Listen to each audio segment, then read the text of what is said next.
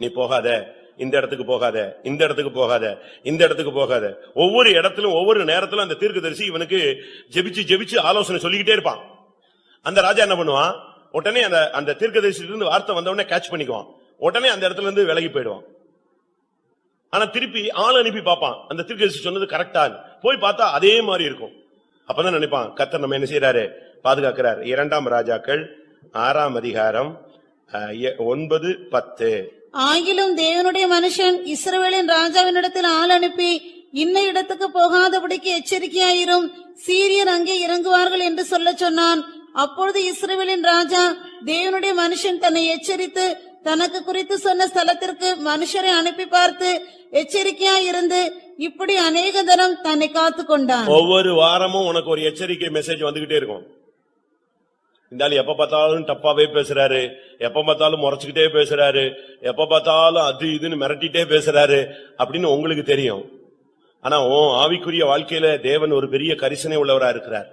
ஒரு ஆள் இல்ல, இங்க இருக்கிற 400 பேருக்கும் கர்த்தர் பேசணும். அப்படிங்கும் போது ஒவ்வொருத்தருக்கும் ஒவ்வொரு வார்த்தை வந்துகிட்டே இருக்கும். நீங்க அந்த குறிக்கப்பட்ட வார்த்தையை நீங்க கேட்ச் பண்ணிக்கணும். அந்த வார்த்தை உனக்குள்ள வந்து அப்படி நிக்கும், ஆணி அடிச்ச மாதிரி நிக்கும். இது உனக்குரிய வார்த்தை. அந்த வார்த்தையை அவன் அந்த தீர்க்கதரிசி சொல்றான், நீ இந்த இடத்துல சீரியர் வருவாங்க, கவனமா இரு. உடனே ஆள் அனுப்புவான், சீரியர் வந்துருவாங்க, தப்பி போயிருவான். இப்படி அநேகந்தரம் எச்சரிக்கையா இருந்து தன்னை காத்து கொண்டான். அதனாலதான் இன்னைக்கு மெசேஜ் வந்து, நீ விழுந்து தன்னை நிற்கிறவன் என்று எண்ணுகிற எவனும் விழுந்து போகாதபடி எச்சரிக்கையாய் இருக்க கடவன். சரி, நான் இது வரைக்கும் விழுகைக்கான சில காரணங்களை உங்களுக்கு சொல்லிக்கிட்டு வந்தேன். ஏன்னா இப்படி எல்லாம் பலர் விழுந்திருக்காங்க. ஆனா யார் விழமாட்டார், எவைகள் விழாது, அதையும் நம்ம கற்றுக்கொள்ள வேண்டியது அவசியம். நான் அதுக்கு 2-3 வசனங்களை உங்களுக்கு முன்பாக வைக்க விரும்புகிறேன். ஆமோஸ் 9 அதிகாரம் 9 ஆமோஸ் 9 அதிகாரம் 9 இதோ ஜல்லடையினால் சலித்தரிக்கிறது போல் இஸ்ரவேல் வம்சத்தாரை எல்லா ஜாதிகளுக்குள்ளும் சலித்தரிக்கும்படிக்கு நான் கட்டளையிடுவேன். ஆனாலும் ஒரு கோதுமை மணியும் தரையிலே விழுவதில்லை. ஒரு கோதுமை மணியும் விழாது. இந்த சபையில நீ வரும்பொழுது கர்த்தர் உன்னை கோதுமை மணியா கொண்டு வரார், பதரா கொண்டு வர மாட்டார். பதறு நம்ம சபைக்கு தேவையில்லை, சாவிகள் நமக்கு தேவையில்லை. பதராய் போன விளையாத சாவித்தன்மை உள்ள அந்த தன்மை உள்ள பயிர்கள் நமக்கு தேவையில்லை. நமக்கு தேவை கோதுமை மணி தான். இந்த கோதுமைய நல்ல கோதுமையை எடுக்கிறதுக்காக ஜல்லடியில போட்டு நினைச்சுவாங்க, ஜலிப்பாங்க. நல்ல தங்கத்தை எடுக்கிறதுக்காக அது அக்னியில புடமுடப்படுகிறது. அதுபோல நமக்கும் கூட சில நேரங்கள்ல ஜல்லடியில போட்டு புடைப்பார். நம்ம என்ன செய்யறோம், எனக்கு தான் பயங்கர பிரச்சனை, எனக்கு தான் போராட்டம். லூக்கா எழுதின சுவிசேஷத்துல நீங்க பாத்தீங்கன்னு சொன்னா பேதுருவை புடைக்கிறதுக்கு அவன் அதிகாரம் கேட்கிறான். லூக்கா 22:31.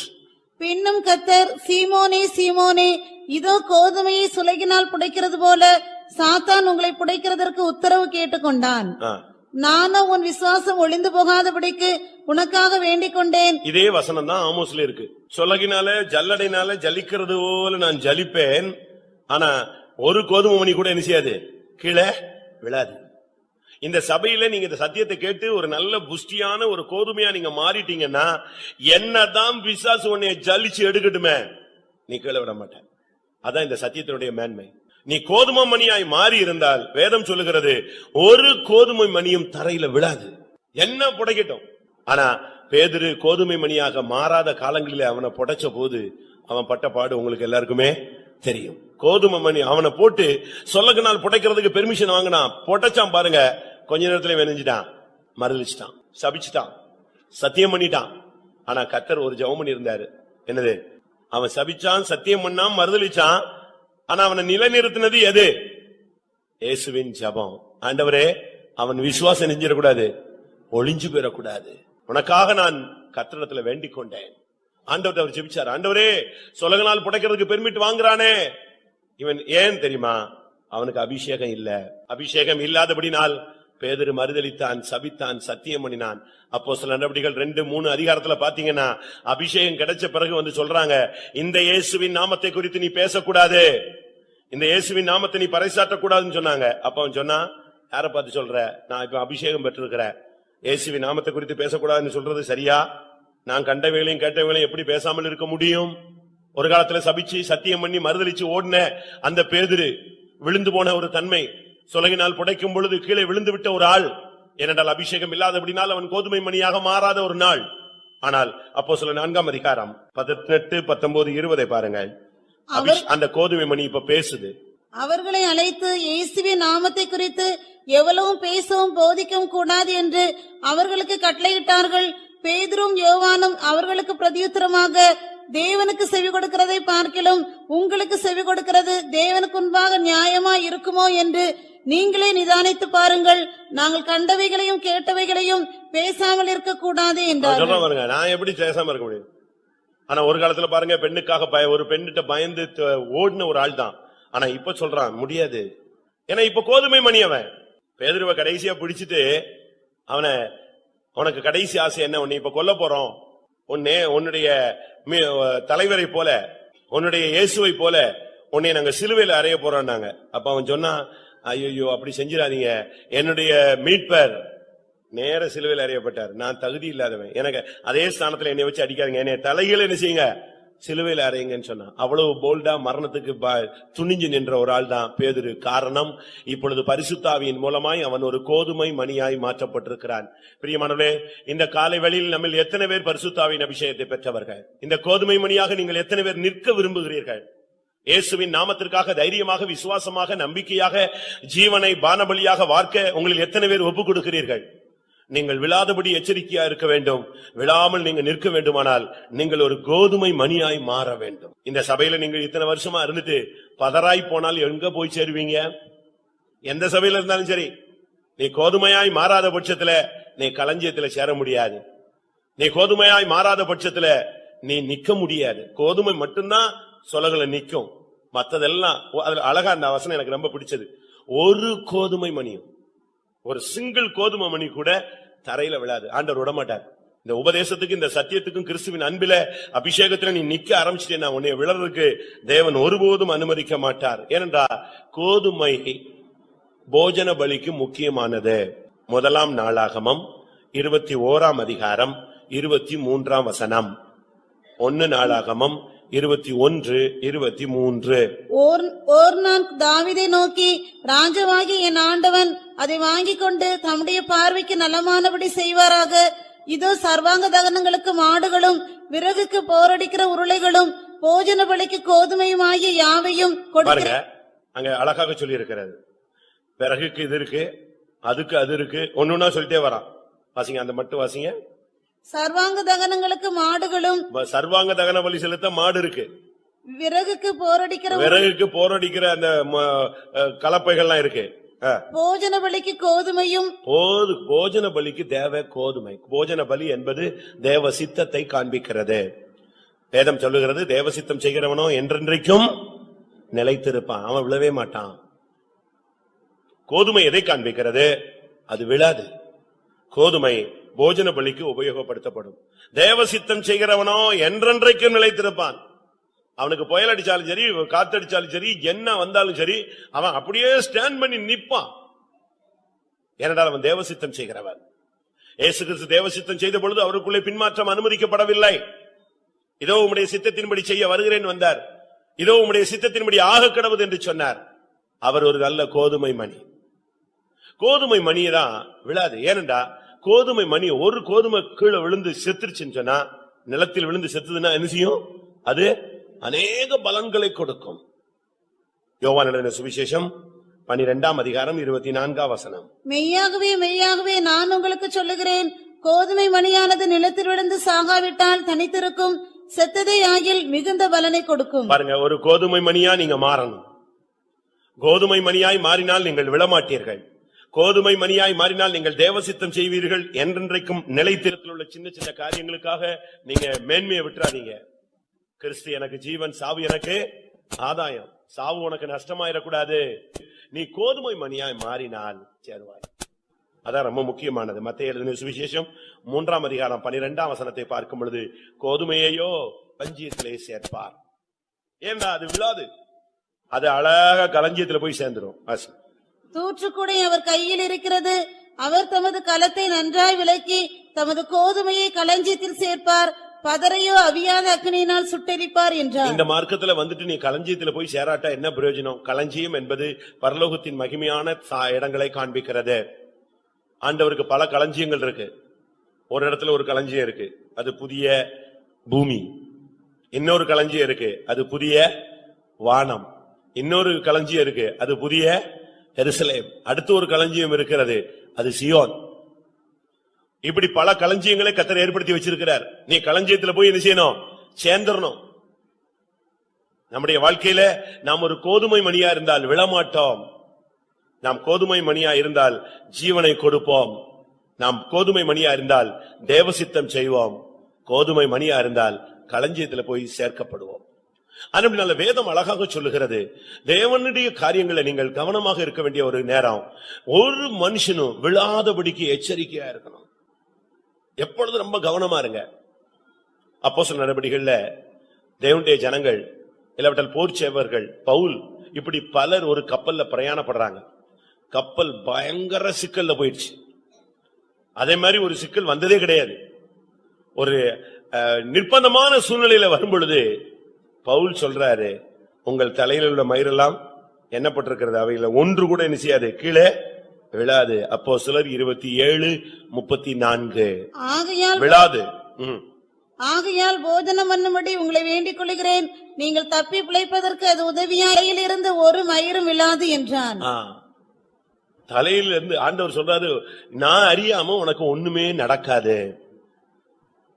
ஒரு சிலர் எல்லாம் விழுந்து போயிருவோமோன்னு பயப்படுறாங்க.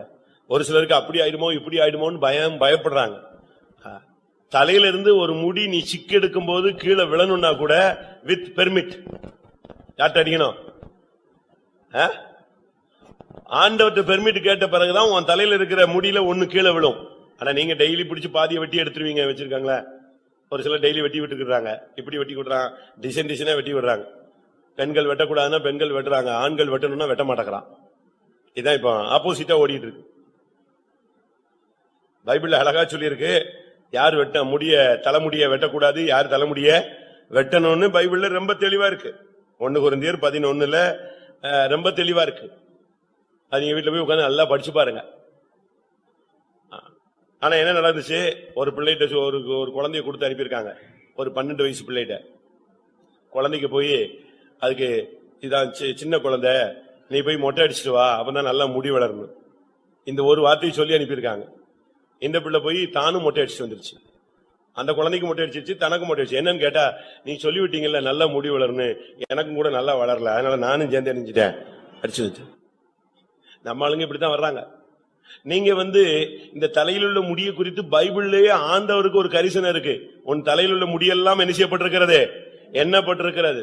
ஆண்டவர் அறியாம அது விழாது. அப்படி இருக்கும்போது உன்னுடைய வாழ்க்கையில ஏதாவது தேவன் அறியாம சம்பவிக்குமா? புருஷன் செத்துறான், மனைவி செத்துறா, அம்மா செத்துறா, அண்ணன் செத்துறான், தம்பி செத்துறான், குழந்தை செத்துறது, உடனே விசுவாசத்தை விட்டு போயிடுறாங்க, சத்தியத்தை விட்டு போயிடுறாங்க. எனக்கு மட்டும் ஏன் இப்படிங்கிற ஒரு பெரிய கொஸ்டின், எல்லாருக்கும் கொஸ்டின் வந்துகிட்டே இருக்கு. எனக்கு மட்டும் அது நடந்துருச்சு, எனக்கு மட்டும் அது நடந்துருச்சு, எனக்கு மட்டும் அது நடந்துச்சு. நீங்க உங்களுக்கு மட்டும்தான் நீங்க நினைச்சது நடந்துகிட்டே இருக்கு. நம்ம விசுவாசிகள் வீட்டுக்கு அங்க ஒரு குட்டி பையன் வந்தான். எனக்கு ஏற்கனவே தெரியும் இவங்களுக்கு 2 பிள்ளை தானே, இது என்னன்னு கேட்டேன். அப்ப அவனை கேட்டா அவன் நகைலாம் போட்டிருந்தான், குட்டி பையன். அப்ப அவங்க சொன்னாங்க, பக்கத்துல உள்ள ஸ்கூல் ஓனருடைய பேரன். அவன் எப்பவும் பார்த்தாலும் இங்கதானே இருக்கானா, அவன் எப்பவுமே இங்கதான் இருப்பான். ஏன் அவங்க அம்மா அப்பாட்ட போக மாட்டானா? அவங்க அம்மா அப்பாவா, அவங்க ஒரு ஆக்சிடென்ட்ல 2 பேருமே நெஞ்சிட்டாங்க, இறந்துட்டாங்க. இவன் அது ஆக்சிடென்ட்ல இருந்தவன். அடிச்ச உடனே இவன் எப்படியோ அந்த கண்ணாடி வெளியே எங்க வந்துட்டான், வெளியே போயிட்டான். சின்ன குழந்தை, இவனை வெளியே தூக்கி எரிஞ்சிருச்சு. அது அடிச்ச அடியில் அம்மாவும் அப்பாவும் செத்துட்டாங்க. இப்ப அந்த பையன் இருக்கான். நான் எதுக்கு இதை சொல்றேன்னா, அவனுடைய வாழ்க்கை எப்படி இருக்கும் நீங்க யோசிச்சு பாத்தீங்களா? நம்ம நினைக்கிறோம் நமக்கு மட்டும்தான் நினைஞ்சிருச்சு, புதுசா ஒண்ணு நடந்துருச்சுன்னு நினைக்கிறோம். அப்படி அல்ல. நம்முடைய வாழ்க்கையில நடந்தது எல்லாருடைய வாழ்க்கையில நடக்குது. ஆனா ஒன்று, உங்களுடைய வாழ்க்கையில தேவன் அறியாம நடக்காது. எத்தனை பேர் விசுவாசிக்கிறீங்க? எழும்பல பாத்தீங்களா? தேவன் அறிஞ்சா ஏன் இப்படி எல்லாம் நடக்குது, எங்க அம்மா செத்து போயிருவாங்களா, எல்லாருக்கும் அம்மா உயிரோட இருக்காளா, எனக்கு மட்டும் தானே செத்து போயிட்டாங்க அப்படிங்கிறோம். அப்படி அல்ல. தேவன் அறியாம உனக்கு ஒண்ணு நடக்காது. ஏன்னா எல்லாத்துக்குமே ஒரு டேட் பிக்ஸ் பண்ணி வச்சிருக்காரு. அந்தந்த டயத்துல அவங்கவுங்க என்ன செய்வாங்க, பாஸ் ஆகிட்டே இருப்பாங்க. நம்முடைய பாஸ்டர் மும்பைல ஒரு பெரிய பாஸ்டர் இருந்தார். அவர் சொன்னார், 5:25 நான் என் ஓட்டத்தை முடிப்பேன். உடனே அவங்க என்ன பண்ணிட்டாங்க, 4 மணி பிளைட்ல எங்க ஏத்திட்டாங்க, பயந்து போய் சென்னைக்கு ஏத்திட்டாங்க. 5:25 பிளைட்லயே அவர் நெஞ்சிட்டாரு, இறந்துட்டாரு. ஆண்டவர் சொன்ன டைம் அது அப்பாயின்மெண்ட் டைம். அதுபோல நமக்கு நம்ம விசுவாசிக்கணும். நம்ம தேவனை அறியாம நமக்கு ஒண்ணுமே என்ன செய்யாது, நடக்காது. வேலை கிடைக்குதா அது தேவன் அறியாம நடக்க, வேலை போகுதா தேவன் அறியாம நடக்க. எல்லாமே தேவன் கால்குலேட் கரெக்டா வச்சிருக்கிறார். ஆனா நீ அந்த கால்குலேஷன்ல கரெக்டா உள்ள வந்துகிட்டே இருந்தீனா கர்த்தர் எல்லாம் நன்மைக்கு எதுவாய் நெஞ்சிட்டே இருப்பாரு. அவரிடத்தில் அன்பு கூறுகிறவர்களுக்கு சகலமும் நன்மைக்கு எதுவாய் நடக்கிறது. ஒருபோதும் தேவன் தீமையை அனுமதிக்கிறது இல்ல. இந்த நாசரேத்துல உள்ள ஒரு ஃபேமஸான ஊழியத்துக்கு எடுக்காம விட்டுட்டாங்க ஒரு ட்ரிப். அவர் எங்க ஓடிட்டாராம், ரயில்வே டிராக்ல ஓடிட்டாராம் செத்து போறதுக்கு. என்ன ஊழியத்துக்கு எடுத்து ஓடிட்டாராம். திருப்பி எல்லாரும் டிராக்ல ஓடி போய் நிஞ்சிருக்காங்க, பிடிச்சிட்டு வந்தாங்கன்னு கேள்விப்பட்டேன். பேர சொன்னா நீங்க கண்டுபிடிச்சிருவீங்க, உங்களுக்கு என்ன ஃபிகர். திருப்பி அவர் அடுத்த வருஷம் ஊழியத்துக்கு வந்துட்டாருன்னு வச்சுக்கோங்களேன். ஆனா பாஸ்டர் டிவி நீங்க படிச்சு பாத்தீங்கன்னா 7 வருஷம் ஊழியத்துக்கு வந்து நீ சரியில்லை நடத்திப்பில்ல போட்டாங்க. 7 வருஷம் கழிச்சுதான் அவர் ஊழியத்துக்கு நெஞ்சாங்க எடுத்தாங்க. ஆனா 7 வருஷம் கழிச்சு வந்ததுனால அவர் ஸ்டாண்ட் பண்ணி சபையினுடைய தலைமை போதகரா நெஞ்சாரு, மாறினார் ஒரு பக்குவத்துக்குள்ள வந்ததுனால. அப்ப தேவன் அறியாம ஒண்ணுமே நடக்காது. உன் தலையில் உள்ள ஒரு மயிர் கூட விழாதுங்கும் போது நம்ம எவ்வளவு கவனம். தேவன் அறியாம அப்போஸ்தலர் நடபடிகள் 27ஆம் அதிகாரம் ஒரு பயங்கரமான ஒரு மோசமான கண்டிஷன். கப்பலே உடைஞ்சு நொறுங்கி போய் பலகையை பிடிச்சிட்டு எல்லாரும் வெளியே வராங்க. எல்லாருக்கும் செத்துருவோங்கிற முடிவு உண்டாயிடுச்சு. போர் சேவகர்கள் சொன்னாங்க இவங்களெல்லாம் வெட்டிடலாம், இவெல்லாம் குற்றவாளி தானே, குற்றவாளி ஏன் உயிரோட வைக்கணும், எல்லாத்தையும் கொண்டுட்டு நம்ம தப்பி போலான்ட்டாங்க. அவங்க படவெல்லாம் இறக்க ஆரம்பிச்சிட்டாங்க. கப்பல்ல இருந்து இந்த லைஃப் போட்டை இறக்கிட்டு தப்பி போக பார்த்தாங்க. கடைசியில பாத்தீங்கன்னா கப்பல் தட்டி உடைஞ்சு நொறுங்கி போச்சு. ஆனா பவுல் ஆண்டவர்கிட்ட பேசினார். ஆண்டவர் பவுல்கிட்ட பேசினாரு, ஒரு மயிரும் கீழே விழாது, உன் தலையில் உள்ள ஒரு முடி கூட விழாது, அவங்க அவ்வளவு வரை நான் காப்பாற்றுவேன்னு சொன்னார். விழுகையை தேவன் அனுமதிக்கிறது இல்லைன்னு சொல்றேன். அதுக்கு தான் நான் சொல்லிட்டு வரேன். விழுகை தேவன் வாஞ்சிக்கிற காரியமே கிடையாது. உன் தலையில் உள்ள ஒரு முடி கூட கீழே விழாதுன்னா உன்னைய விழுதுக்கு தேவன் விடுவாரா? உள்ளங்கைகள் வரைந்து வைத்திருக்கிறார். அவன் எத்தனை தரம் தள்ளினாலும் கர்த்தர் உன்னை தூக்கி எடுத்து நிறுத்துவார். விழுந்துட்டியா சோர்ந்து போகாத. மீகாவின் புஸ்தகத்துல வாசிக்கிறோம், நான் விழுந்தாலும் எழுந்திருப்பேன், என் சத்துருவை எனக்கு விரோதமா என்ன செய்யாதே, நீ பெருமை பாராட்டாதே, சந்தோஷப்படாதே. மீகா 7ஆம் அதிகாரம் 8ஆம் வசனம். என் சத்துருவே எனக்கு விரோதமாய் சந்தோஷப்படாதே, நான் விழுந்தாலும் எழுந்திருப்பேன், நான் இருளிலே உட்கார்ந்தால் கர்த்தர் எனக்கு வெளிச்சமாய் இருப்பார். இன்னைக்கு நீ விழுந்திருந்தா இன்னைக்கு எழும்பிரு. இனிமேல் விழாதபடி நீ கவனமா இருக்க வேண்டிய ஒரு காலம் வந்து விட்டதே. அடுத்ததாக நாம் பார்க்கும் பொழுது தேவன் சொன்ன வார்த்தைகள் விழாது. வசனம் கீழே விழுந்து போகவே போகாது. ஆண்டவர் உங்களுக்கு ஒரு வார்த்தை சொல்லியிருக்காருன்னு வச்சுக்கோங்களேன், உங்க பிள்ளைக்காகவோ வேலைக்காகவோ உங்களுடைய ஊழியத்துக்காகவோ உங்களுடைய வருங்காலத்துக்காக ஒரு வேர்டு ஆண்டவர் சொல்லியிருக்காருன்னா அந்த வார்த்தை நிறைவேறாமல் நிச்சயமா நிச்சயாது போகவே போகாது. அதை மட்டும் நீங்க உங்க விசுவாசத்துல ஸ்ட்ராங்கா வச்சுக்கோங்க. ஏன்னா சொன்னது யாரு? தேவன். 1 சாமுவேல் 3ஆம் அதிகாரம் 19ஆம் வசனம்.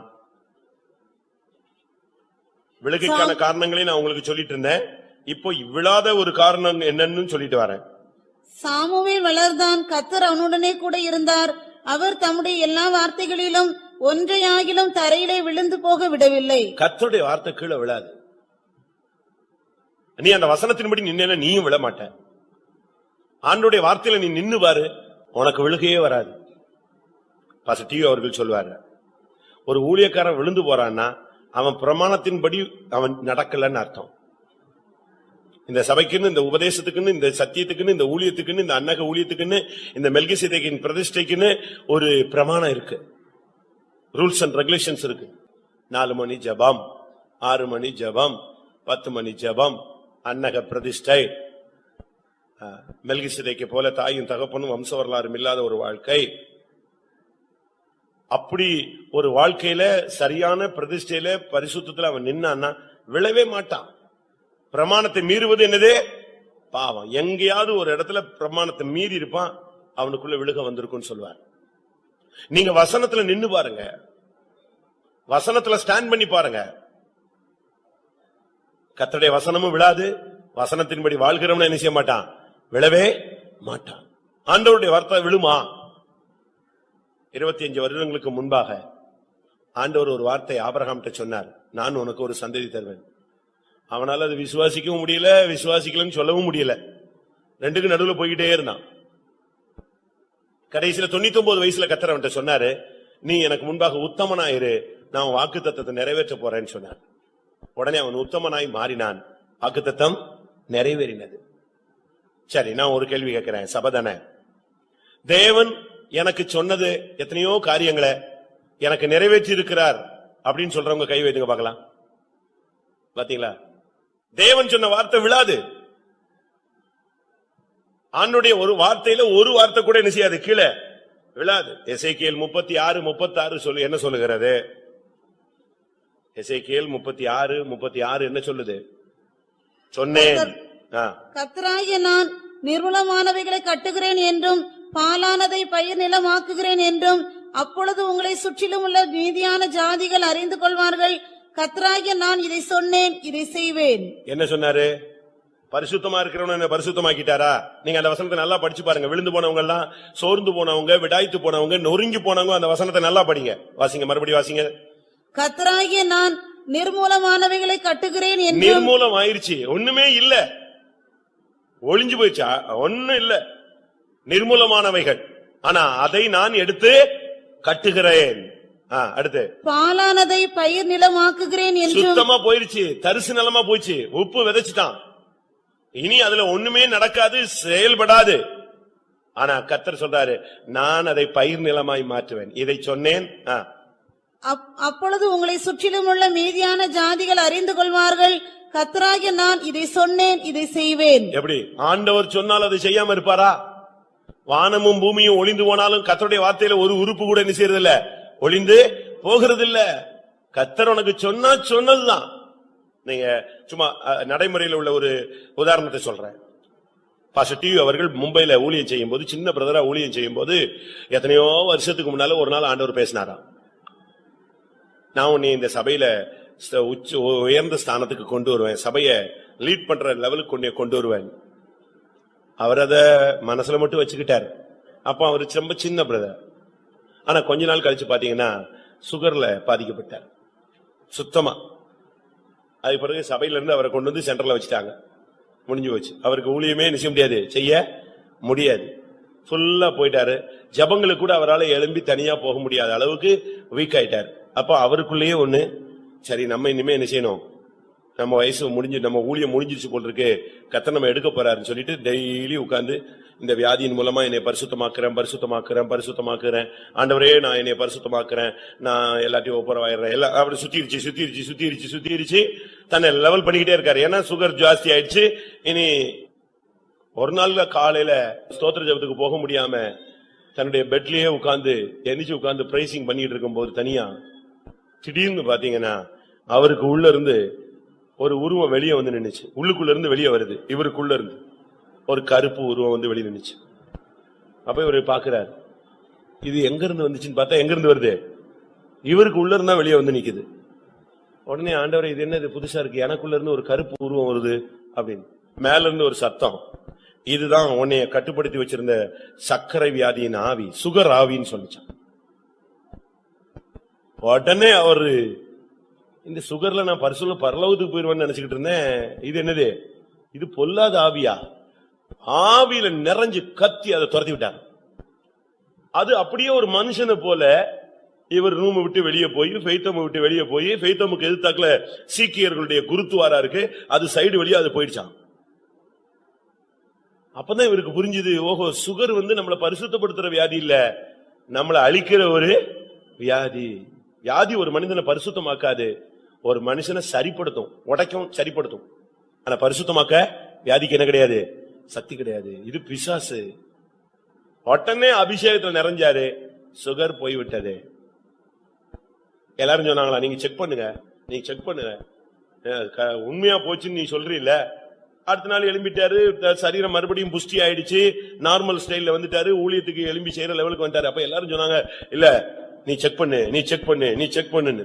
இவர் சொன்னாரா, நான் எதுக்கு ஆண்டவரை பரிசோதிக்கிறேன், ஆண்டவர் சுகமாக்கிட்டாரு போன்னு சொல்லிட்டு போயிட்டாரு. உடனே ஒரு மாதம் ஆச்சு, நல்ல ஆள், நல்லா டெவலப் ஆயிட்டாரு. திடீர்னு சென்னையில இருந்து ஒரு போன், டிரான்ஸ்பர் டு அமெரிக்காவோ இங்கிலாண்டோ மாத்திட்டாங்க. எப்படி இருக்கும்? சுகமானது ஒரு மாசம். அப்ப என்ன ஆயிடுச்சு, அவர் மெடிக்கல் செக்கப்புக்கு என்ன செய்ய வேண்டியிருந்துச்சு, போக வேண்டிய ஒரு கட்டம். வெளிநாட்டுக்கு போறாங்க, போய் செக் பண்ணா எதுவே இல்ல, சுகரே இல்ல. அதுக்கு பிறகு 25 வருஷம் கழிச்சு ஊழியம் செஞ்சு எங்க வந்தாரு, எதுக்கு சொல்றேன்னா, சாகர மாதிரி கண்டிஷன் வந்துச்சு, சாகல, சொன்னதை கர்த்தர் என்ன செஞ்சாரு, நிறைவேற்றினார். அதைத்தான் நான் சொல்ல வர்றேன். நீங்க உடனே சுகராவி கற்பனையில போயிடாதீங்க. அப்படி நீங்க அதுலயே நம்ம ஆளுங்க வந்து அந்த சம்பவத்தை தான் நினைவுல வச்சிருப்பான், பிரசங்கத்தை விட்டுருவான். மாங்காய் கொட்டை எவ்வளவு பெருசா இருக்குன்னு சொல்லக்கூடாது, மாம்பழம் எப்படி இருந்துச்சுங்கிறது தான் நமக்கு என்னது ரொம்ப முக்கியம். ஆவிக்குரிய வாழ்க்கையில வந்துட்ட பிறகு நீங்க யோசிச்சு பாருங்க, கர்த்தர் சொன்னால் அதை நிறைவேற்றுவார். யாக்கோபு அவாந்தர வெளியில அந்த நரிகள் ஊழையிடுகிற இடத்துல படுத்திருக்கும் போது கர்த்தர் அவன்கிட்ட பேசுறார். பேசும்போதே சொல்றாரு, நான் இதெல்லாம் உனக்கு செய்வேன், நான் உனக்கு சொன்னதை செய்யும் அளவும் நான் உன்னை விட்டு விலகுவதில்லை, நான் உன்னை கைவிட மாட்டேன். ஆதியாகமம் 28:15. நான் உன்னோடே இருந்து நீ போகிற இடத்திலெல்லாம் உன்னை காத்து இந்த தேசத்துக்கு உன்னை திரும்பி வர பண்ணுவேன், நான் உனக்கு சொன்னதை செய்யும் அளவும் உன்னை கைவிடுவது இல்லை என்றார். எவ்வளவு தெளிவான வார்த்தை. அப்படியே நீங்க பாருங்க, 20 வருஷம் கழிச்சு அவனை திருப்பி கொண்டு வந்து தகப்பனுடைய வீட்டுல உட்கார வச்சு ஏசாவை அந்த இடத்தை விட்டே துரத்தி இவனை இஸ்ரவேலாய் மாற்றி யெஷூரனாய் மாற்றி அவனை மகிமையில கொண்டு போகிறார். அருமையான தெய்வம். ஆண்டவருடைய வார்த்தை விழாது, ஆண்டவருடைய வார்த்தையை பின்பற்றுகிறவனும் விழுந்து போகவே மாட்டான். அதுக்கு இன்னொரு வசனம், மத்தேயு எழுதின சுவிசேஷம் 7ஆம் அதிகாரம் 25ஆம் வசனம். மத்தேயு 7:25. பெருமலை சொரிந்து பெருவெள்ளம் வந்து காற்று அடித்து அந்த வீட்டின் மேல் மோதியும் அது விழவில்லை, ஏனென்றால் அது கன்மலையின் மேல் அஸ்திபாரம் போடப்பட்டிருந்தது. இங்கே இயேசு கிறிஸ்து ஒரு காரியத்தை சொல்றாரு. 2 மனுஷன், 2 வீடுகள். ஒருத்தன் புத்தி உள்ள மனுஷன், இன்னொருவன் புத்தி இல்லாத மனுஷன். புத்தி உள்ள மனுஷன் கன்மலையிலே அஸ்திபாரம் போட்டு வீட்டை கட்டுகிறான். புத்தி இல்லாத மனுஷனோ மணலின் மேல் அஸ்திபாரம் போட்டு தன்னுடைய வீட்டை கட்டுகிறான். அங்க அழகா சொல்லுகிறார், புத்தி இல்லாத மனுஷனுக்கு ஒப்பிடுவேன், புத்தி உள்ள மனிதனுக்கு ஒப்பிடுவேன்.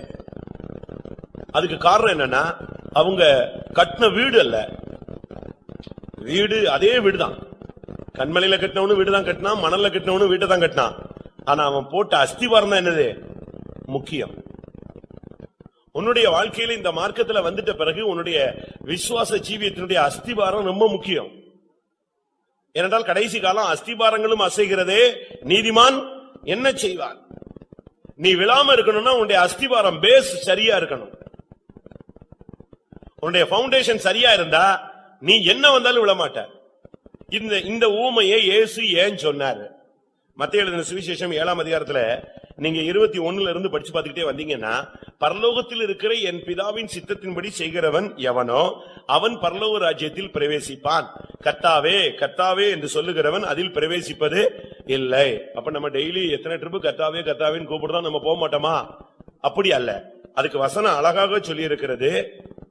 உம்முடைய நாமத்தில் பிசாச துரத்தணும்னு சொல்றீங்க, உம்முடைய நாமத்துல தீர்க்க தரிசனம் சொன்னோம்னு சொல்றீங்க, உம்முடைய நாமத்துல அற்புதங்களை செய்தோம்னு சொல்றீங்க, கரெக்ட். ஆனா உங்களுக்கு அஸ்திவாரம் இல்லையே. வீடு தானே நீ கட்டி இருக்கிற, வீடு நீ கட்டி இருக்கிற, பிசாச துரத்தி இருக்கிற, கரெக்ட். அற்புதங்கள் செஞ்சிருக்கிறீங்க, ரைட்டு. தீர்க்க தரிசனம் ரோட்ல போறவனுக்கு எல்லாம் சொல்றீங்க, கரெக்ட். ஒரு காலத்துல பாஸ்டர் கேசி வர்கீஸ் அவர்கள் 9 விதமான வரங்களும் நிறைந்து சபையில காணப்பட்டார். ஒரு விசுவாசியோ ஊழியக்காரனோ யாரு, ஒரு அவிசுவாசியோ யாரு உள்ள வந்தாலும் அவன் என்ன நினைக்கிறாங்கறத சொல்லுவாரு. அப்படி மயங்கி கிடப்பாரு, சோடாவை ஊத்துவாங்க, எந்திரிச்ச உடனே தீர்க்கதரிசனம் சொல்லுவாரு. எத்தனையோ போலீஸ் அதிகாரிகள் தங்களுடைய கண்டுபிடிக்க முடியாத கேசுகள் எல்லாம் இவற்றை வந்து கேட்டு செஞ்சுட்டு போனாங்க. எங்கேயோ நடந்த சம்பவம் கரெக்டா சொல்லுவார். ஏன்னா தீர்க்க தரிசனம், தீர்க்க தரிசனம் சொல்றது ரொம்ப ஈஸி, அற்புதம் செய்யறது அதை விட ஈஸி, விசுவாச துரத்துறது அதை விட சுலபம். இன்னைக்கு அப்படித்தான் எல்லா இடத்துலயும் நடத்துறாங்க. ஆனா இயேசு சொன்னாரு, நீ அற்புதம் எல்லாம் செஞ்ச, ஆனா நான் உன்னை அறியவில்லை. அப்பதான் அவங்க கேக்குறாங்க, எப்படி ஆண்டவரே எல்லாம் உம்முடைய நாமத்துல தானே செஞ்சோன்னு. அப்பதான் அவர் சொல்றாரு 24, நான் சொல்லிய இந்த வார்த்தைகளை கேட்டு இவைகளின்படி செய்கிறவன் எவனோ அவனே கன்மலையின் மேல் தன் வீட்டை கட்டின புத்தியுள்ள மனுஷனுக்கு ஒப்பிடுவேன். அவனும் கிறிஸ்தவன் தான், அவங்க கையிலயும் பைபிள் தான் இருக்கு, அவனுக்கும் பரிசுத்த ஆவி தான் இருக்கு, அவன் அற்புதம் தான் செய்யறான், அவனும் வீடுதான் கட்டினான், இவனும் வீடுதான் கட்டினான், 2 பேரும் வீடுதான் கட்டினாங்க. ஆனா அஸ்திவாரம் போட்ட இடம் தான் முக்கியம். அதே அளவு பணம் செலவழிச்சாச்சு. என்ன நடந்துச்சு? இந்த ஆக்கிரமிப்புல போய் பெரிய பெரிய வீடுகள் கட்டிடுவாங்க, பெரிய பெரிய மாடிகள் கட்டிடுவாங்க, கோடிக்கணக்கான பணத்தை கொடுத்து இடத்த வாங்கிடுவாங்க. ஆனா பிரச்சனை வரும்பொழுது பில்டிங் நெஞ்சிடறான், இடிச்சிடறான், ஒண்ணுமில்லாம போயிடும். அது போலதான் இன்றைக்கு கிறிஸ்தவ உலகில அஸ்திபாரத்தை பரிசோதிக்கிற நாள் வந்து கொண்டிருக்கிறது. உன்னுடைய அஸ்திபாரம் எப்படி இருக்கு? கன்மலை அது கிறிஸ்து, போடப்பட்ட அஸ்திபாரம் கர்த்தராகிய இயேசு கிறிஸ்து. அந்த அஸ்திபார கற்கள் யார்? எபேசியர் 2ஆம் அதிகாரம் 19-20 நீங்க பாத்தீங்கன்னா, அஸ்திபாரம் கன்மலையில போடணும். அந்த அஸ்திபாரத்துல நீ கட்டி, ஒரு விசுவாசி மாளிகை, ஊழியக்காரன் அஸ்திபார கற்கள். வாசிங்க. ஆகையால் நீங்கள் இனி அந்நியரும் பரதேசிகளுமாய் இராமல் பரிசுத்தவான்களோட ஒரே நகரத்தாரும் தேவனுடைய வீட்டாருமாய் இருந்து அப்போஸ்தலர் தீர்க்கதரிசிகள் என்பவர்களுடைய அஸ்திபாரத்தின் மேல் கட்டப்பட்டவர்களுமாய் இருக்கிறீர்கள். அதற்கு இயேசு கிறிஸ்து தாமே மூளைக்கல்லாய் இருக்கிறார். இயேசு கிறிஸ்து மூளைக்கல்லு. அதுக்கு மேல உள்ள அஸ்திபார கற்கள் எல்லாம் அப்போஸ்தலர் தீர்க்கதரிசிகள். அதுக்கு மேல விசுவாசிகள் மாளிகையாக கூட்டி கட்டப்பட்டு எழுப்பப்பட்டு வருகிறீர்கள். இந்த அஸ்திபாரம் கரெக்டா ஸ்ட்ராங் பவுண்டேஷன் நீ போடணும். சரியான கன்மலை உபதேசத்துல அஸ்திபார கற்கள் அந்த அப்போஸ்தல உபதேசத்துல உன்னைய கட்டி எழுப்பணும். நீ பாட்டுக்கு மண்ணுல போய் கட்டி எழுப்பிட்டு அற்புதம் நடந்துச்சுன்னு சொல்லிட்டு விட்டுட்டு கடைசியில பெருமழை வரும், பெரும் வெள்ளம் வரும், பயங்கரமான காற்றடிக்கும். வெள்ளம் வரும் பொழுது இந்த மணலில் கட்டப்பட்ட வீடுகள் நெஞ்சிரும், போயிடும். நீங்க இந்த டிஜிபி ஜாங்கிட்னு ஒரு ஆளை கேள்விப்பட்டிருக்கலாம். தூத்துக்குடி டிஸ்ட்ரிக்ட்ல கூட ஒரு காலத்துல இருந்தார்.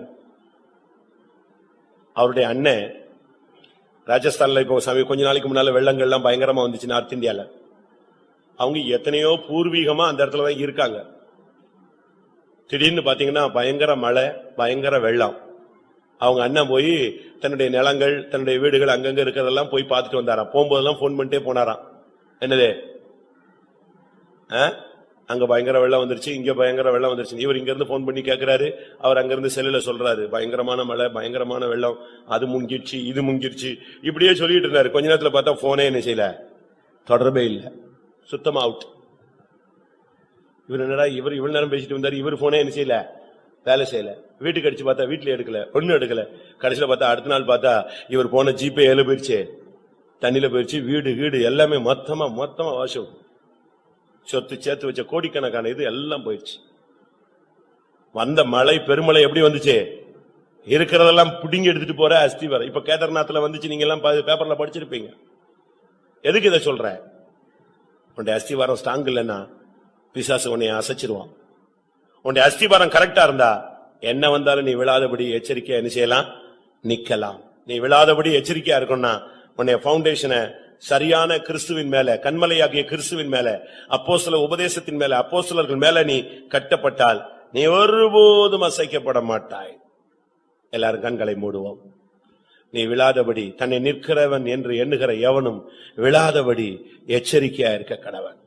கர்த்தர் இன்றைக்கு உனக்கு ஒரு மெசேஜ், ஒரு எச்சரிக்கை மணி உனக்கு கொடுத்திருக்கிறார். உன்னை சத்துரு தள்ளுவான். உலக ஆடம்பரங்களிலே, வேசித்தனங்களிலே, துன்மார்க்கங்களிலே, ஜென்ம சுவாவங்களிலே, பலவிதமான பாவ பழக்க வழக்கங்களிலே உன்னுடைய பிரதிஷ்டையை விட்டு, உன்னுடைய விசுவாசத்தை விட்டு, உன்னுடைய பரிசுத்தை விட்டு நீ விழும்படியாக உன்னை பல வல்லமைகள் தள்ளும். கர்த்தர் உன்னை தாங்குகிறார்.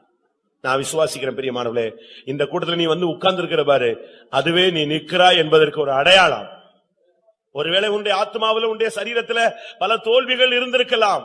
நீ விழுந்தது உண்மை என்பது உனக்கும் தெரியும், சத்துருக்கும் தெரியும், கர்த்தருக்கும் தெரியும். ஆனா ஒன்று நிச்சயம், நீ விழுந்திருந்தாலும் கர்த்தர் உன்னை தாங்கி இருக்கிறார்.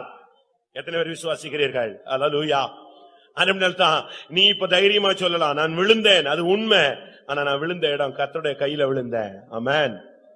எத்தனை பேர் விசுவாசிக்கிறீங்க? சத்துரு எத்தனையோ விசை என்னை விழும்படியாய் தள்ளினான். ஆனா நான் விழுந்த இடம் பாதாளம் அல்ல, நான் விழுந்த இடம் என் தேவனுடைய கரத்திலேயே நான் விழுந்தேன். கர்த்தரோ என்னை தாங்கினார். என் சத்துருவே நீ சந்தோஷப்படாதே, நான் விழுந்தாலும் எழுந்திருப்பேன். விசுவாசத்தை புதுப்பியுங்கள், நம்பிக்கையை புதுப்பியுங்கள், பிரதிஷ்டையை புதுப்பியுங்கள். ஓ, கிருபைகளை பெற்றுக்கொள்ளுங்கள்.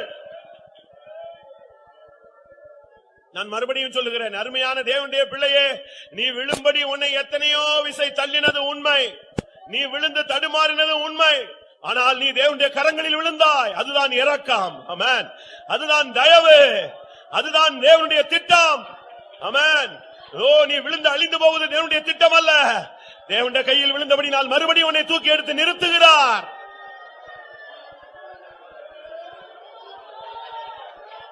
ஹalleluya, ஹalleluya.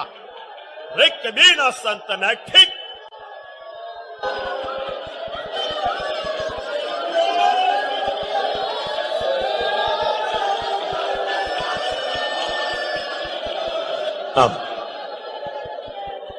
ஒருத்தர் கேட்டாரு, நீங்க என்ன விழுந்தது? நான் இதே மாதிரி ஒரு இடத்துல பிரசங்கம் பண்ணி எங்கேயோ ஒருத்தர் சீடி கேட்டு வந்து கேட்டாரு, நீங்க என்ன வித்தியாசமா பிரசங்கம் சொல்றீங்க என்னன்னு கேட்டாரு. அவன் தான் விழுந்துட்டானே, ஆனா கடைசியில சொல்றீங்க நீ விழுந்தாலும் விழுந்தது தேவனுடைய கரத்துலன்னு சொல்லி அவனை வித்தியாசமா சொல்றீங்க. நான் சொன்னேன் உண்மைதானையா, அவன் விழுந்தது உண்மைதான், நீ சொல்றது உண்மைதான். அதே நேரத்துல அவன் கர்த்தருடைய கையில தான் விழுந்தாங்கிறது நான் சொல்றது உண்மைதான். ஏனென்றால் அவனை அவன் உள்ளங்கையில் வரைந்திருக்கிறார். அவன் விழுந்தாலும் எழுந்தாலும் அங்கேதான் கிடப்பான். அவனை நிலைநிறுத்துகிறவர் தேவன்.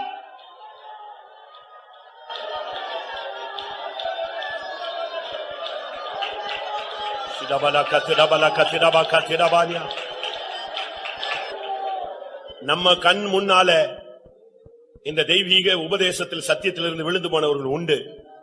ஆனா அதே நேரத்துல நம் கண் முன்னாலேயே அவங்க மறுபடி புதுப்பிக்கப்பட்டதும் உண்மை.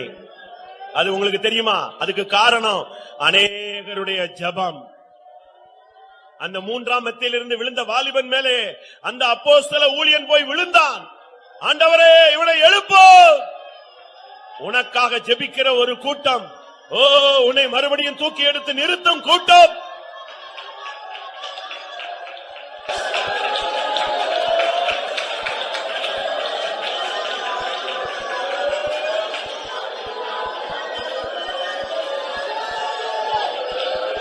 ஆமென். அருமையான தேவனுடைய பிள்ளையே, நீ விழுந்தாய், நீ விழுந்தாய், நீ விழுந்தாய் என்கிற ஒரு சத்தம் உனக்கு கேட்டுக்கொண்டே இருக்கிறது. இன்றைக்கு கர்த்தர் உனக்கு சொல்லுகிறார், நான் உன்னை தூக்கி எடுத்தேன், நான் உன்னை தூக்கி எடுத்து நிலை நிறுத்தினேன், நீ கடைசி வரை நிற்பாய். இது தேவன் உனக்கு சொல்லும் வார்த்தை. நிலை நிறுத்துகிறவர் தேவனே.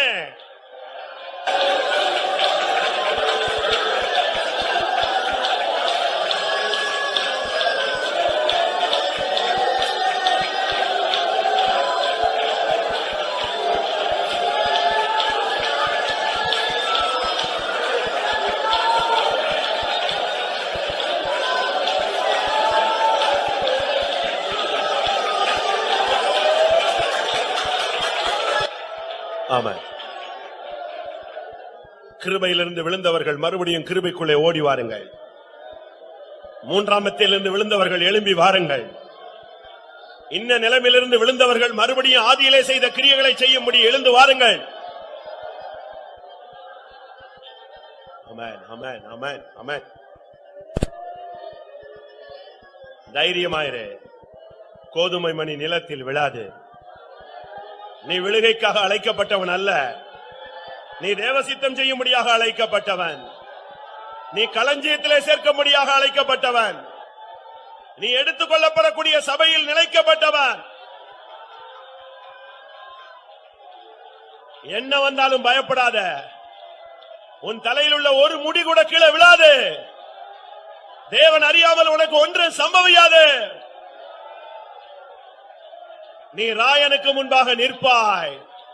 ஓ, நம்முடைய ராயர் ஆண்டவராகிய இயேசு கிறிஸ்து, இயேசுவுக்கு முன்பாக நீ போய் நிற்பாய்.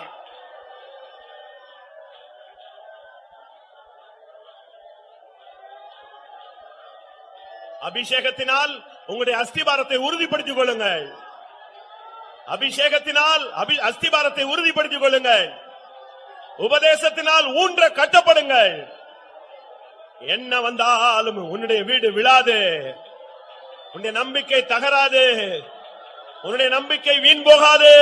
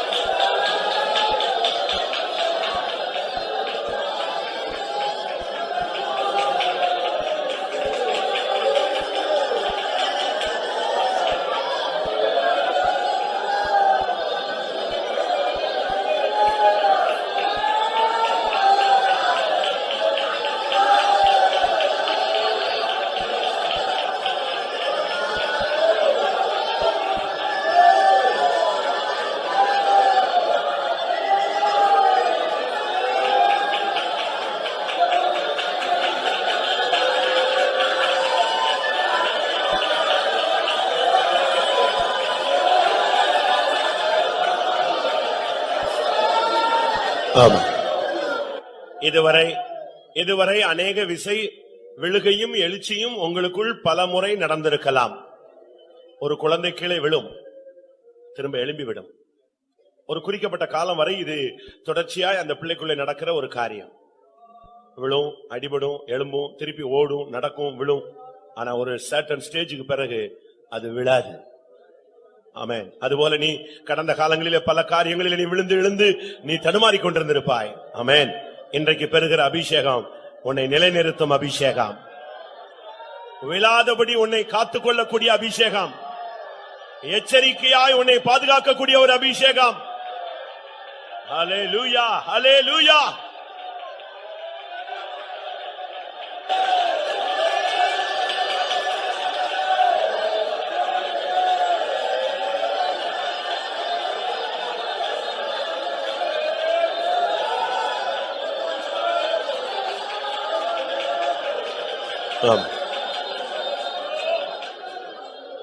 அந்த ஐத்திகை என்கிற வாலிபன் கீழே விழுந்தான், செத்து போனான். அந்த அப்போஸ்தலன் போய் அவன் மேல் விழுந்தான். அவனை தூக்கி, அந்த பைபிள் அழகா சொல்லியிருக்கு, அவனை தூக்கி அவன் அணைத்துக் கொண்டான்.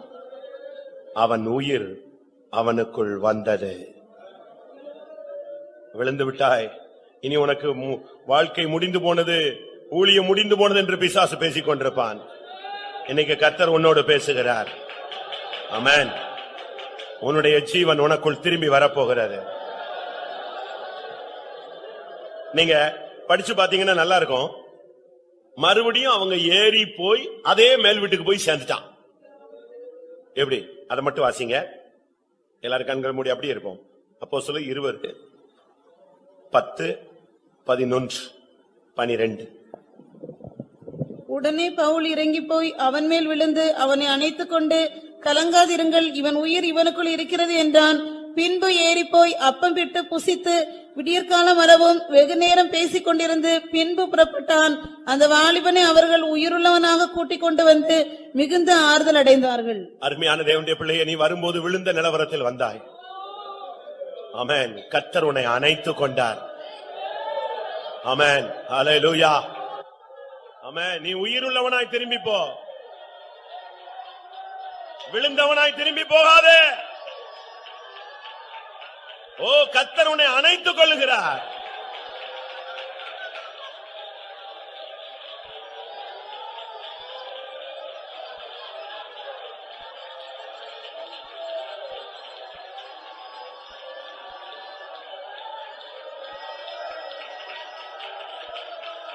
ஹல்லேலூயா, ஹல்லேலூயா, ஹல்லேலூயா. ஆமென். இனி விழாதபடி எச்சரிக்கையாயிரு.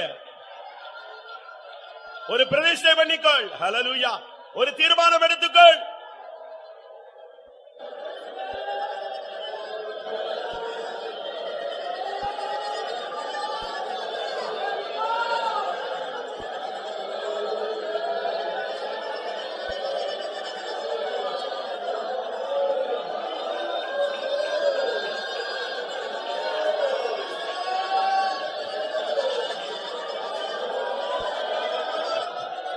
Hallelujah, hallelujah, hallelujah. Amen, amen, amen. பாதையில் கஷ்டம் அணுகிடும் போது பங்கம் வராமல் உன்னை தாங்கிடு. பாதையில் கஷ்டம் அணுகிடும் போது பங்கம் வராமல் உன்னை தாங்கிடு.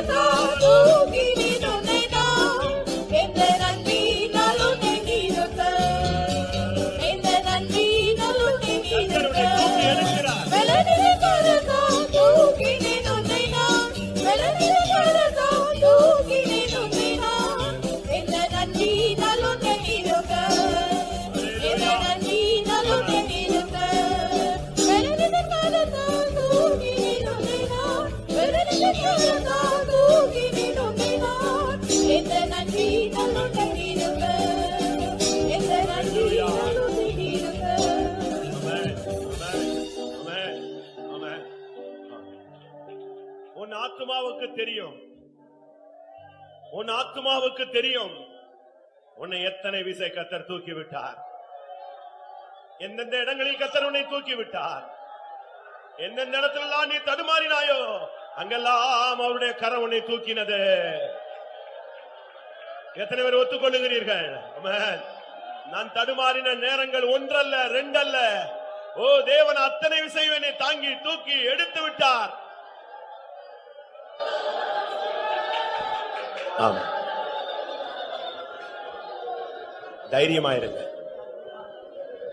விசுவாசத்தோடு இருங்கள், திடமனதாயிருங்கள், புருஷராயிருங்கள், கவனமாயிருங்கள், எச்சரிக்கையாயிருங்கள்.